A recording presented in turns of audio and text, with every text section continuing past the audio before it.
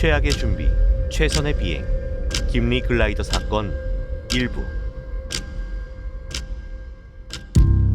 2인 조종 시대. 1982년 컴퓨터 기술이 발달하며 조종석에도 큰 변화가 생긴다. 항공 엔지니어가 사라지고 기장, 부기장 둘만 남는다. 복잡한 항공기를 둘이서 조종할 수 있을까? 다양한 상황에서 융통성을 발휘해야 하는데 비행 컴퓨터로 감당할 수 있을까? 지금은 당연한 일이지만 40년 전 첫 발을 내디딜 때는 도전적인 일이었다. 보잉 767은 2인 조종석 시대를 이끌었다. 에어 캐나다도 1982년 767 기종 전환 훈련을 시작했고 1983년부터 신형 767을 인수받아 운항한다. 등록번호 CGAU에는 네 번째 767로 604호로 불린다. 연료 탱크. 1983년 7월 22일 에드먼턴 국제공항의 에어 캐나다 정비사는 604호의 고장을 발견한다. 연료만큼 항공 운송에서 중요한 것도 없다. 연료 소비량에 따라 기체 크기, 엔진 개수, 비행 항로가 바뀌었다. 연료가 부족하면 비행할 수가 없다. 그렇다고 필요 이상 들고 다닐 수도 없다. 연료는 짐이다. 활주 거리도 길어지고 연료 소모량도 늘어난다. 착륙할 때는 규정된 무게 제한치를 넘을 수 있다. 정확한 무게를 실어야 더 효율적이고 더 안전하고 돈이 적게 든다. 대형 항공기의 연료 탱크 구조는 복잡하다. 기체가 좌우로 기울거나 앞뒤로 기우는 중에도 연료 공급이 멈추지 않아야 한다. 한쪽 연료만 써서 기울어도 안 된다. 펌프를 작동해 일정하게 공급하고 탱크 간의 연료를 옮기며 균형을 맞춘다. 767 한쪽 날개에 있는 연료 탱크는 14개의 공간으로 나뉘어 있다. 연료의 부피, 무게, 온도는 매초 연료량 분석 시스템에 전달된다. 중요한 시스템이니 이중으로 보완한다. 1번이 고장나면 2번을 쓰면 된다. 최신 연료량 분석 시스템의 납땜에 냉납이 생긴다. 납땜이 아슬아슬하게 붙어 5V가 흐르는 대신 0.7V만 흐른다. 애매한 고장이 시스템 전체를 오작동하게 만든다. 신규 도입이라 교체할 부품 재고가 없다. 정비사는 회로 차단기를 조작해 임시로 쓰게 만들었지만 인수인계가 제대로 되지 않았다. 연료 분석 시스템 전체를 못 쓰게 되었다. 최소 장비 목록 MEL. 모든 부품이 100% 작동하는 게 이상적이지만 수백만 개 부품이 들어간 복잡한 현대 항공기는 그런 식으로 설계하지 않는다. 하나가 문제를 일으켜도 2중, 3중으로 보완하게 만들고 안전한 비행을 위해 반드시 필요한 장비는 따로 목록을 만든다. 최소 장비 목록 MEL이다. MEL에 따르면 연료 분석 시스템이 고장나도 드립스틱 절차를 수행하면 운항할 수 있다. 자동차의 오일량을 측정하듯 드립스틱으로 직접 찍어서 측정한다. 자동차와는 달리 부력을 이용해 아래에서 위로 측정한다. 각 날개에 8개씩 드립스틱이 설치되어 있다. 16개의 드립스틱으로 연료량을 측정한다. 존 웨어 기장은 604호로 비행해 에드먼턴, 오타와를 거쳐 몬트리올에 도착했다. 급유할 때마다 시간이 지체되었다. 몬트리올에서 교대할 사람은 친구 밥 피어슨 기장이다. 이웃에 살며 하키도 같이 치고 조종사 조합에서는 동지로 일한다. 존 웨어 기장은 교대할 동료에게 귀띔한다. 연료계 문제로 드립스틱 절차를 해야 하니 급유 시간이 너무 길었어. 오타와에서 급유받지 말고 몬트리올에서 한 번에 전체 구간 급유를 받고 가는 게 나아. 1983년 7월 23일 604호는 에어 캐나다 143편으로 편성되었다. 몬트리올을 출발해 오타와를 경유 에드먼턴으로 가는 비행 계획이다. 조종사 기장 로버트 밥 오원 피어슨 48세. 비행시간 15,000시간. 767 비행시간은 200시간 미만이다. 얼마 안 된 신기종이니 이 시점에선 767의 최고 전문가다. 피어슨 기장은 처음으로 비행기를 탄 18살 이래 비행기와 함께 살아왔다. DC-3로 비행을 시작해 제트기의 시대를 청춘과 함께 보냈다. 비커스 바이카운트, 로키드 일렉트라, DC-8, DC-9, 보잉 727, 신기종이 나올 때마다 나서서 자원했다. 최신 전자기기를 좋아하는 건 아니지만 보잉 767은 정말 좋다. 767은 강력한 힘으로 깜짝 놀랄 속도로 상승한다. 이전에 오르지 못한 고도 43,000피트에서 순항하는 것도 좋다. 휴일에는 친구들과 하키도 치지만 공동 소유한 글라이더를 타며 활공을 즐긴다. 부기장 모리스 퀸탈 36세 767 비행 시간은 75시간이다. 비싼 비행 교육비를 아끼려 공군에 입대했지만 군축 정책이 시행되어 시작부터 꼬여버렸다. 68년 4월 김리에 있는 공군 비행학교가 폐쇄된다. 퀸탈은 그해 11월 전역해 차를 팔고 아르바이트를 하며 고생 끝에 조종사가 되어 여기까지 왔다. 그동안 DC-3, DC-8, DC-9, 727, L-1011 등 다양한 기체로 비행했다. 여전히 대타로 비행하며 구르는 중이다. 오늘도 대타 비행이다. 그래도 피어슨 기장과 비행해서 다행이다. 퀸탈은 몇 년 전 억울한 일을 당했다. 아내는 투병 중이고 두 아이는 어리다. 화재 피해를 입어 집수리를 하는 차에 회사에 급한 연락을 받았다. 또 대타 비행이다. 스케줄 담당자가 통사정하는 통에 4일 일정의 비행을 떠맡는다. 비행 4일째 되는 날, 교통국 감독관이 면허 검사를 한다. 그런데 신체 검사 유효 기간이 전날 자정까지 아닌가. 회사에 전화하니 징계를 기다리라는 사무적인 답만 들려왔다. 회사에 충성하니 돌아오는 게 이런 건가. 분개한 퀸탈은 조종사 조합 담당자를 찾아갔다. 하키를 치다 나온 조합 간부가 피어슨 기장이다. 피어슨 기장은 자기 일처럼 나서서 회사와 싸우더니 일주일 뒤엔 징계 문제를 깔끔하게 해결하고 징계로 못 받은 2주치 급여도 챙겨줬다. 두 사람의 아름다운 우정이 시작된 계기다. 미터법. 캐나다는 1970년 중반 미터법을 도입했다. 캐나다에서는 영국식 갤런을 쓴다. 1갤런이 4.54리터다. 국경 너머 미국에서는 1갤런이 3.78리터다. 미터법 도입은 도량형 혼란을 잠재우기 위해 필요한 일이었다. 정부는 70년 초부터 10년간 미터법 정착을 위해 노력했다. 반세기가 지난 지금은 어떻게 쓰고 있을까? 캐나다인에게 거리를 물어보면 미터로 답한다. 키를 물어보면 인치로 답한다. 몸무게는 파운드로 말한다. 그럼 음료는? 56%가 리터로 말하고 37%는 온스로 말한다. 병에 있는 와인은 리터로 말하지만 잔에 따르면 온스로 말한다. 청년층은 리터를 선호하고 중노년층은 온스를 선호한다. 캐나다인은 이런 체계에 불편 없이 잘 적응해 있다.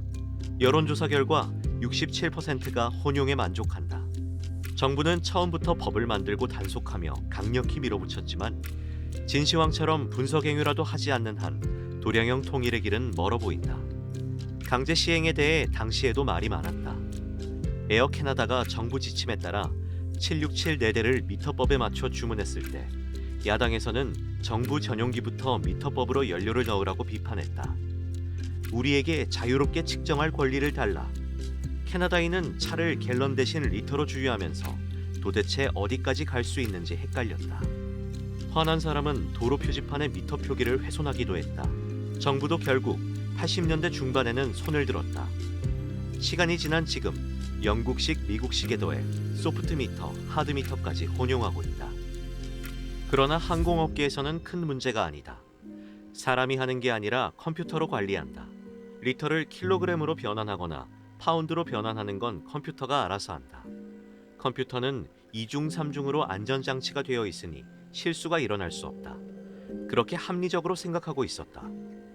컴퓨터로 관리하기 이전에는 누구의 일이었을까? 비행 엔지니어의 몫이다.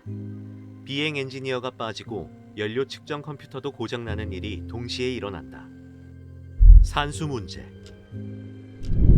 지상 엔지니어 2명이 급유를 시작한다. 먼저 드립 절차를 수행해서 연료 탱크에 남은 연료량을 확인한다. 한쪽 탱크에는 3,924리터, 다른 쪽에는 3,758리터, 합계 7,682리터의 연료가 실려 있다. 비행 컴퓨터에는 부피가 아니라 무게 단위인 킬로그램으로 변환해 입력해야 한다. 피어슨 기장은 위어 기장이 알려준 대로 에드먼턴까지 한 번에 갈 수 있는 연료를 채우려 한다. 지상 이동에 300kg, 예비용으로 2200kg, 모두 22,300kg이 필요하다. 그러면 22,300kg에서 이미 탱크에 들어있는 7,682리터를 빼야 한다. 7,682리터는 몇 킬로그램인가? 리터를 킬로그램으로 변환하는 공식을 캐나다인은 학교에서도 항공사에서도 교육받은 적이 없다. 킬로그램을 쓴 적이 없으니 당연하다. 이럴 땐 급유 매뉴얼을 찾아보면 된다. 주유원이 문서를 뒤적이더니 찾아냈다. 1.77을 곱해야 합니다. 아니다. 0.8을 곱해야 한다. 1.77은 리터를 파운드로 환산하는 수치다. 변환이 헷갈릴지 모른다. 상식적으로 생각하면 쉬운 문제다. 물 1리터가 약 1kg이다. 항공유는 당연히 물보다 가볍다. 1.77을 곱한다는 말은 기름이 물보다 훨씬 무겁다는 말이다. 숫자에 초점을 맞추면 문제를 풀 수 없다. 핵심을 봐야 한다. 기름은 물보다 가볍다는 상식을 떠올리면 답이 나온다. 엔지니어 2명이 종이에 적어 계산한다. 곱셈 계산이 서툴러 어지러운 계산으로 종이를 채우며 애를 먹는다. 보다 못한 부기장이 계산을 돕는다. 부기장은 계산에는 박다. 여러 차례 검산도 한다. 너무나 중요한 수치이니 꼼꼼히 계산해야 한다. 비행기에 실려있는 연료는 13,597kg이라는 답이 나왔다. 계산이 못 믿어왔던 피어슨 기장은 계산기를 꺼내 다시 한번 검산한다. 수치는 정확하다. 다만 13,597kg이 아니라 13,597파운드다. 기장은 22,300kg에서 13,597파운드를 뺀다. 8,703이라는 혼란스러운 답이 나온다. 여기서 끝나지 않는다. 주유원이 급유를 해야 하니 리터로 바꿔야 한다. 어떻게? 조금 전에 썼던 수치 1.77을 다시 한번 써버린다. 한 번 한 실수를 반복한다. 8,703 나누기 1.77은 4,916. 4,916리터니까 반올림해서 5,000리터 급유하죠. 많이 넣었다 생각했지만 실제로는 필요한 양의 4분의 1만 급유했다. 누구도 실수를 깨닫지 못한다. 엔지니어는 나중에 조사를 받을 때 비로소 문제를 깨달았다. 기장은 신경 쓸 일이 더 많다. 양날개 탱크의 균형을 맞춰야 한다. 평소라면 한쪽이 최대 1,100kg이 무거워도 이착륙은 할 수 있다. 비행 중 밸브를 열어 한쪽으로 옮겨 균형을 맞출 수 있다. 지금은 연료 측정 시스템이 고장났으니 급유할 때 맞춰두지 않으면 안 된다. 기장은 주유 트럭을 다시 불러 300kg을 더 넣는다.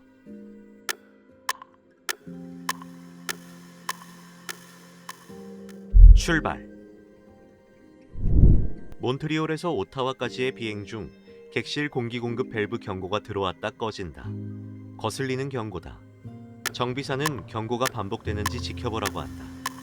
조종사의 신경이 꺼진 경고등에 쏠린다. 오타와 공항에서 출발할 때의 승객은 61명, 승무원 8명, 모두 69명이 탑승했다. 이 중에는 가족여행 중인 에어 캐나다 정비사 릭 디언도 있다. 피어슨 기장이 글라이더를 타다 만난 친구다. 기장은 반갑게 인사하며 조종석으로 초대한다. 오타와에서 다시 드립스틱으로 연료량을 측정한다. 왼쪽 탱크에 5,681리터, 우측 탱크에 5,749리터, 합계 11,430리터입니다. 비중은 얼마인가요? 1.78입니다. 또다시 파운드 환산을 한다. 이번에는 1.77이 아니라 1.78, 0.01 차이가 난다. 온도 차이 때문인가? 11,430리터 곱하기 1.78은 2만은 넘네. 에드먼턴까지 필요한 연료는 19,600kg이다. 연료는 충분하네요. 급유는 필요 없습니다. 잘못 꿰n 단추를 이어서 꿰는다. 완벽한 날씨. 이제 오타와를 출발해 에드먼턴으로 향한다. 평소보다 767이 힘을 더 내는 느낌이다. 탑승자가 69명이니 기체가 가벼운 것 아닐까. 연료를 덜 실어 가볍다는 생각은 하지 못한다. 비행 계획상의 순항 고도는 39,000피트지만 기장은 고도 41,000피트에서 순항하기로 했다. 높은 고도에선 연료도 아낄 수 있고 다른 항공기가 못 올라오기 때문에 에드먼턴까지 직행 허가도 쉽게 받는다. 767만의 매력이다. 연료가 45분 분량이 남으면 연료 부족 경고등이 켜져야 한다. 그러나 연료 측정 컴퓨터가 작동되지 않으니 연료 부족 경고도 뜨지 않는다. 위니펙 센터 143편입니다. 에드먼턴 기상 알려주십시오. 고도 3,500피트의 구름 약간, 고도 3만 피트의 구름 산재, 가시거리 15마일, 기온 24도, 이슬점 15도, 풍향 170도, 풍속 7노트, 고도계 수정치 999. 들었지? 네, 거의 완벽한 날씨네요. 안녕하세요, 승객 여러분. 부기장입니다. 이 비행기는 현재 레드레이크 상공 4만 1000피트에 있습니다. 에드먼턴까지는 800마일 남았습니다. 에드먼턴은 섭씨 24도로 화창하고 맑습니다. 감사합니다. 좋은 날씨다. 아까 초대했던 정비사 릭 디온이 조종석에 인사하러 온다. 릭은 아직 767에 대해서는 알지 못한다. 최신형 767 계기를 바라보는 릭 디온의 눈이 반짝거린다. 경고. 몬트리올에서는 급유 문제로 28분 늦었지만 지금은 일정보다 7분 빠르다. 오타와에서 지연하지 않았기 때문이다. 부기장은 기점에 다다를 때마다 연료 소비량을 확인한다. 최소 요구량보다 3,300kg이 더 많다. 측정한 것이 아니라 미리 입력한 수치에서 감소된 수치다. 그때 경고음이 울린다. 이게 무슨 소리죠? 이런 젠장. 마스터 경고가 뜬다. 연료 펌프 이상입니다. 왼쪽 전방 연료 펌프야. 왼쪽 날개에 펌프 하나가 낮은 압력이라는 경고가 나왔다. 놀란 것도 잠시. 훈련받은 조종사들은 표준 운영 절차에 들어간다. 냉정하게 문제가 무엇인지 파악하고 해결해야 한다.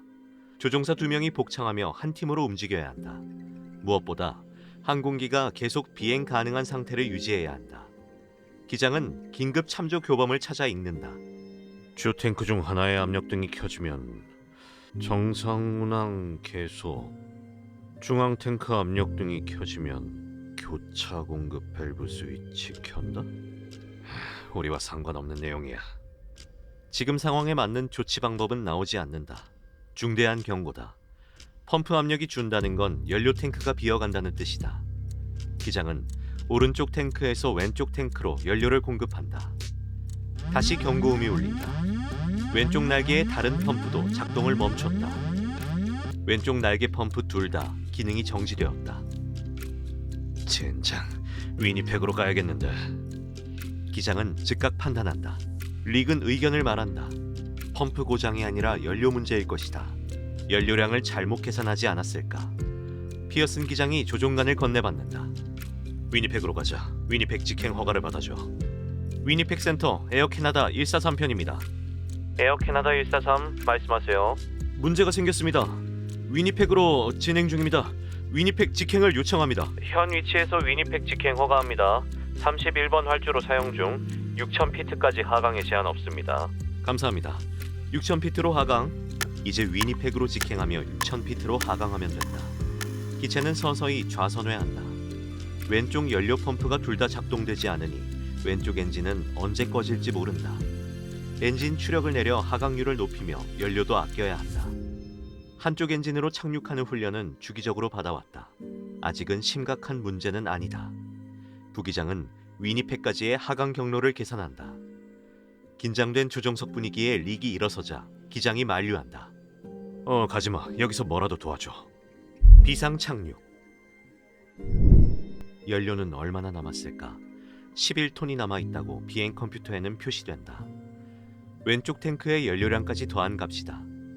왼쪽 탱크에 연료가 있다면 연료 펌프는 왜 멈추었을까? 비행 컴퓨터의 수치를 신뢰할 수 없다. 남은 연료는 얼마나 될까? 이 비행기는 어디까지 갈 수 있을까? 경고음이 연달아 울린다. 경고등이 6개 켜졌다. 연료 펌프 6개가 모두 작동을 멈췄다. 이제 의문은 사라졌다. 남은 연료는 없다. 엔진이 둘 다 꺼질 것이다. 양쪽 엔진 없이 착륙하는 훈련은 받지 못했다. 무엇부터 해야 할까? 기장은 사무장을 부른다. 사무장도 3,000시간의 비행 시간을 가진 사업용 면장 보유자다. 사무장이 조종석에 들어서며 경고등을 확인한다. 위니펙으로 갑니다. 연료 시스템에 문제가 있습니다. 위니펙으로 회항합니다. 현재 120마일 거리입니다. 승무원들과 비상 착륙 준비하세요. 기장은 릭과 상의한다. 기울이지 않고 평행한 자세로 하강하면 고여있는 연료까지 다 쓰지 않을까. 정비사가 동의한다. 문제가 발생한 지 9분 후 또 다른 경고음이 울린다. 올 게 왔다. 좌측 엔진이 정지됐다. 조종사들은 훈련한 대로 메모리 아이템을 진행한다. 추력, 기어 확인. 확인. 스로틀 내리고 자동 추력 장치 해제. 해제. 좋아, 이제 그때 또 다른 경고음이 울린다. 이번엔 우측 엔진이다. 오일 압력 하락 중. 온도 낮음. 1번 엔진 정지됨. 비상 차량 대기 바랍니다. 143편 확인. 알겠습니다. 위니펙 31번 활주로에 갈 수 있을까? 조금이라도 거리를 줄여야 한다. 18번 활주로에 착륙하겠습니다. 31번에 착륙하려면 남쪽으로 돌아야 한다. 18번 활주로가 조금 더 낫다. 여유 생기는 대로 착륙 시 연료량과 총 승객 수를 알려주십시오. 비상 차량을 요구하면 규정상 확인해야 한다. 연료량은 간단히 말할 수 있다. 제로. 총 승객 수를 파악할 여유가 없다. 조종사들은 단일 엔진 착륙 점검 절차를 하느라 바쁘다. 최종 접근 플랩은 20. 양쪽 엔진으로 착륙할 때는 플랩을 30도로 내리지만 단일 엔진으로는 20도까지 내린다. 접근 속도도 10노트 빨라진다. 잠시만요. 중량은 98톤이라고 나오는데 정보가 오염되었으니 중량도 신뢰할 수 없다. 이윽고 믿을 수 없는 정보조차 사라져버린다. 아니, 어떻게 계기가 다 나가나? 연료가 떨어지면 엔진이 정지한다. 엔진이 멎으면 최신형 767의 전자계기도 아무 의미가 없다.